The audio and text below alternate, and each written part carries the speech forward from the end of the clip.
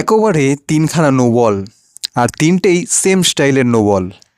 ক্রিজের angle দিয়ে যে popping ক্রিজের দাগটা থাকে সেই দাগে সেই বোলারটা পা দিচ্ছে। তিনবার একটা বোলার, তাও আবার স্পিনার, যে ফাস্ট বোলার, অনেক দূর থেকে আসছি, রান আপ মিস করছি, পপিং ক্রিজ মিস করছি, তারপর মিস হচ্ছে, পা ভুল জায়গায় পড়ছে, সেটা মানা যায়। কিন্তু একটা স্পিনার যে 5 পা বল রান আপ নিয়ে বল করে, সে কি করে এই ধরনের নো বল করে, তাও তিনবার একই ভুল? চেক করা দরকার অবশ্যই বিসিসিআইয়ের।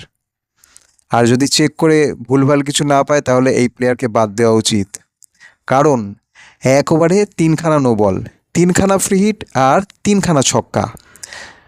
এক তো জ্যাকব বেথেল, ভারতের শত্রু, তার মধ্যে রবি বিষ্ণই, যার কিনা টিম ইন্ডিয়ায় খেলার কোনো সুযোগই ছিল না। মাঝে সেই জানুয়ারিতে সে খেলেছিল, আর 6 মাস বাদে তাকে কোন কারণে ইংল্যান্ড নিয়ে যাওয়া হয়েছে তাও কেউ জানে না। সে একাই ম্যাচটা হারিয়ে দিল। 4 ওভারে কোনো ব্যাটসম্যান 50 করুক না করুক, এই বোলার একাই 50-এর ওপর রান খেয়ে গেছে। মানে বুঝতে পারছো, 1 ওভারে তিনখানা নো বল, তিনখানা ফ্রি হিট আর তিনখানা ছক্কা। মানে 1 ওভারে তিনখানা বলও নয়, তিনখানা ছক্কা মানে 18 রান, আর এক্সট্রা নো বলের রান মানে 21 রান। 0 বলে 21 রান খেয়েছে এই বোলারটা। কিন্তু টিম ইন্ডিয়ার কাছে অপশন ছিল। ইংল্যান্ডে 1 মাস ধরে মানব সুথার বলে একটা ভারতীয় স্পিনার খেলছে, 1 মাস ধরে সে কাউন্টি খেলছে, তাকে নেওয়ার মতো অপশান ছিল, টিম ইন্ডিয়া নেয়নি। গম্ভীরের পাকামো, শ্রেয়াস আইয়ারের বাজে ক্যাপ্টেন্সি, সব মিলিয়ে একটা জঘন্য হার হেরেছে কাল টিম ইন্ডিয়া। তার আগে ঘটেছিল একটা দুর্ঘটনা। প্রথম ওভারে 1 রানে ছিল 2 উইকেট, সেকেন্ড ওভার কিছুটা ঠিকঠাক খেলা হলো, থার্ড ওভারে আর্শদীপ সিং, যে কিনা বুমরা শামির পর একটা ভালো ফাস্ট বোলার ধরা হয়, সে কিনা খেলো 1 ওভারে 27 রান। একদিকে একটা স্পিনার খাচ্ছে 1 ওভারে 29 রান, একদিকে একটা প্রিমিয়াম ফাস্ট বোলার খাচ্ছে 1 ওভারে 27 রান। হ্যারি ব্রুক যে ব্যাটসম্যানটা দাঁড়িয়ে দাঁড়িয়ে খেলছে, তেমন কোনো ফুট মুভমেন্ট দেখাচ্ছে না, তাকে দাঁড়িয়ে দাঁড়িয়ে তারা ব্যাটেই বল দিয়ে যাচ্ছে। কি প্রিমিয়াম বোলার তুমি! তাকে ব্যাটে বল দিচ্ছ, সে তো এমনিই মারবে, দাঁড়িয়ে দাঁড়িয়ে খেলছে। তাকে ভেরিয়েশন দাও, তাকে বডি লাইন বাউন্সার দাও, তাকে স্লোয়ার দাও, তাকে ইয়র্কার দাও, তুমি তো তাকে হাফ ভলি বল দিয়ে দিয়ে সেট করে যাচ্ছ। 1 ওভারে 27 রান, আর রবি বিষ্ণই খেয়েছে 1 ওভারে 29 রান, 2 ওভারে 56 রান।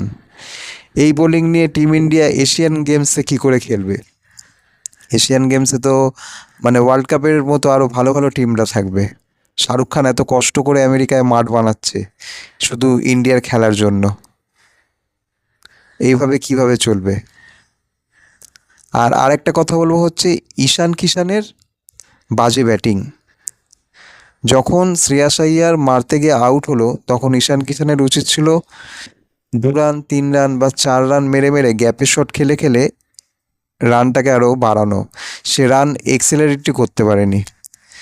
সে সমানে ডিফেন্সিভ খেলছে, সে সমানে গ্যাপে পুশ করতে পারছে না, ডট খাচ্ছে। নাহলে একটা মানে উইকেট কিপার ব্যাটসম্যান যে সঞ্জু স্যামসংয়ের জায়গায় খেলছে, সে কিনা করে 40 বলে 49 রান।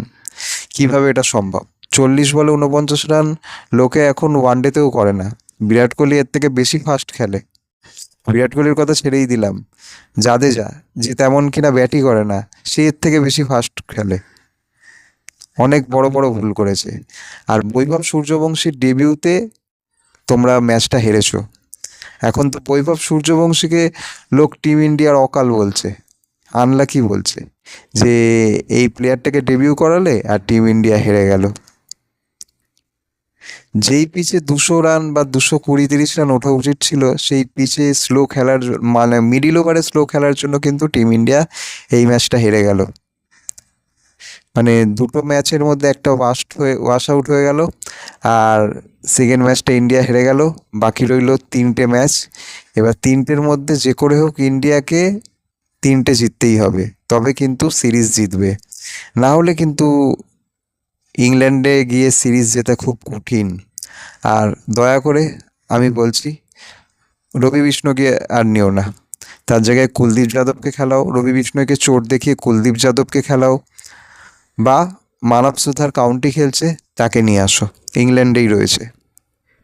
তো বন্ধুরা, তোমাদের কি মনে হয় রবি বিষ্ণয়ের জায়গায় কাকে খেলানো উচিত, তাও থার্ড টি20-তে? অবশ্যই তোমাদের মতামতটা কমেন্টে জানাবে। আর ভিডিওটা ভালো লেগে থাকলে অবশ্যই ভিডিওটাকে একটা লাইক দেবে, আর চ্যানেলটাকে সাবস্ক্রাইব করে চ্যানেলের সাথে যুক্ত থাকবে, কারণ এরকমই ক্রিকেটের বিশ্লেষণ আমরা করে থাকি এই চ্যানেলেই।